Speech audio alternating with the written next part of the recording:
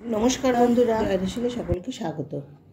সহজ তেল কম মশলা হালকা আলু ফুলকপির রেসিপি শেয়ার করব।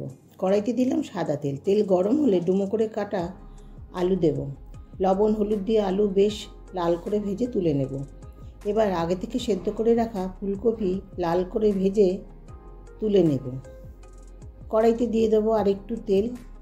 তাতে দেবো ফোড়নের জন্য সাদা জিরে, তেজপাতা। একটু নাড়িয়ে নেব। তারপর 2 টুকরো টমেটো, বড় চামচের 1 চামচ জিরে ধনে বাটা, সামান্য আদা বাটা, 1/2 চামচ কাঁচা লঙ্কা বাটা, লবণ হলুদ কাশ্মীরি লঙ্কা গুঁড়ো দিয়ে খুব ভালো করে কষাতে থাকবো। মাঝে একটু জল দিয়ে কষিয়ে নেব। মশলা থেকে তেল ছাড়লে তাতে দেব ভেজে রাখা আলু। আবারও একটু ভালো করে কষিয়ে নেব। বেশ খানিকটা জল দিয়ে দেব। ঢেকে 10 মিনিট ফুটতে দেব।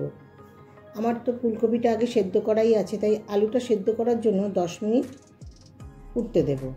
তারপর 10 মিনিট বাদে ঢাকা খুলে ভেজে রাখা ফুলকপি দিয়ে ওপর থেকে দেব সামান্য চিনি, সামান্য গুঁড়ো গরম মশলা আর 1/2 চামচ ঘি দিয়ে ভালো করে নাড়িয়ে নিতে হবে।